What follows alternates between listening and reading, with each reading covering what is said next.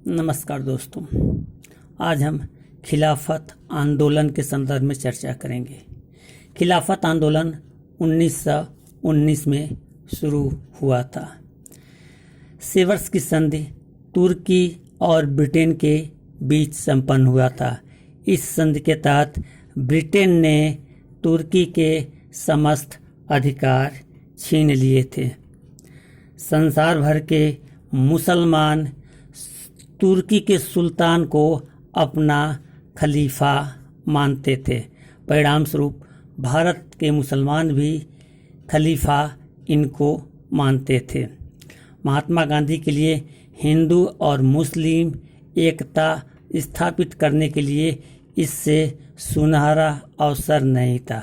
परिणाम स्वरूप महात्मा गांधी ने इस आंदोलन को आगे बढ़ाने की कोशिश की और दिल्ली में अखिल भारतीय खिलाफत कमेटी गठित किया गया। इस कमेटी के अध्यक्ष महात्मा गांधी को चुना गया। यह आंदोलन 1924 में समाप्त कर दिया गया, क्योंकि तुर्की में मुस्तफ़ा कमाल पाशा 1924 में सत्ता संभालते हैं और खलीफा का जो पद होता है ये समाप्त कर देते हैं और आधुनिक इस्लामीकरण की बात करते हैं। इस आंदोलन का समर्थन करने वाले में मोहम्मद अली, शौकत अली थे, जबकि CR दास, मोहम्मद जिन्ना और एनी बेसेंट इस आंदोलन का विरोध करती हैं। दोस्तों, अब देखते हैं असहयोग आंदोलन। असहयोग आंदोलन 1 अगस्त 1920 से शुरू हुआ था। असहयोग आंदोलन का जो लक्ष्य रखा गया था ये स्वराज रखा गया था। असहयोग आंदोलन को शुरू करने से पहले तिलक की मृत्यु हो जाती है, इसलिए तिलक के नाम पर ही तिलक स्वराज फंड की स्थापना की जाती है। इस फंड में 6 महीने के अंदर ही 1 करोड़ रुपए इकट्ठा हो जाता है। गांधी जी ने असहयोग के प्रस्ताव पर कहा था, अंग्रेजी सरकार शैतान है जिसके साथ सहयोग करना संभव नहीं है, जिससे सरकार का असहयोग किया जाता है, जैसे सरकारी उपाधियों और पत्रों को लौटाना, सरकारी स्कूल, कॉलेज, अदालतों का बहिष्कार करना, सरकारी उत्सवों का बहिष्कार करना, विदेशी वस्तुओं का बहिष्कार करना आदि इसमें शामिल था।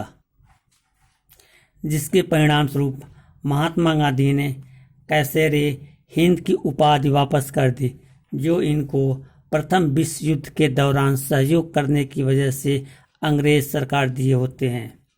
जमनालाल बजाज ने राय बहादुर की उपाधि वापस कर दी।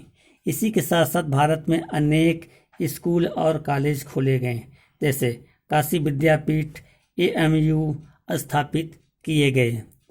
इसी आंदोलन में महात्मा गांधी ने कहा था कि हमें 1 वर्ष में स्वराज की प्राप्ति हो जाएगी। यह प्रथम सबसे बड़ा जन आंदोलन था। इससे पहले कोई इतना बड़ा आंदोलन नहीं हुआ था। इस आंदोलन के तहत सबसे पहले गिरफ्तार किए जाने वाले व्यक्ति हैं मोहम्मद अली। ये सबसे पहले गिरफ्तार किए जाते हैं। असहयोग आंदोलन जब अहिंसात्मक रूप से चल रहा होता है, तभी गोरखपुर के चौरी चौरा नामक स्थान पर 5 फरवरी 1922 को एक कांड होता है, जिसमें प्रदर्शनकारी और पुलिस के मध्य मुठभेड़ होती है। इसके तहत पुलिस थाने को घेर कर आग लगा दिया जाता है और 22 पुलिस वाले मृत्यु हो जाते हैं। परिणाम स्वरूप महात्मा गांधी बारदोली में इस समय होते हैं और एक कमेटी बुलाई जाती है। उसके तहत 12 फरवरी 1922 को असहयोग आंदोलन बारदोली से समाप्त कर दिया जाता है। इस असहयोग आंदोलन के समाप्त के फलस्वरूप ये निकलता है कि कांग्रेस के बड़े नेता इस असहयोग आंदोलन को वापस में विरोध करते हैं। पंडित जवाहरलाल नेहरू, मोतीलाल नेहरू, सुभाष चंद्र बोस जैसे आर.सी. दास ये सब विरोध करते हैं और कांग्रेस से अपना इस्तीफा दे देते हैं। परिणाम स्वरूप ब्रूमफील्ड ने गांधी जी को राजद्रोह के आरोप में 6 वर्ष की सजा सुनाई जाती है। लेकिन महात्मा गांधी को 6 वर्ष की सजा होने से पूर्व ही 1924 में इनके स्वास्थ्य कारणों की वजह से इनको रिहा कर दिया जाता है। दोस्तों, असहयोग आंदोलन वापस हो जाने के बाद कांग्रेस में फूट पड़ती है और इस्तीफा देके कुछ लोग नई पार्टी बनाते हैं, जिसमें से स्वराज पार्टी की स्थापना की जाती है। यह पार्टी 1923 में स्थापित की जाती है।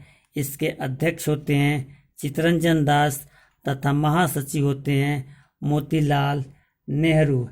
इसके अन्य सदस्यों में अगर हम बात करते हैं तो आपके वल्लभ भाई पटेल, डॉक्टर B.S.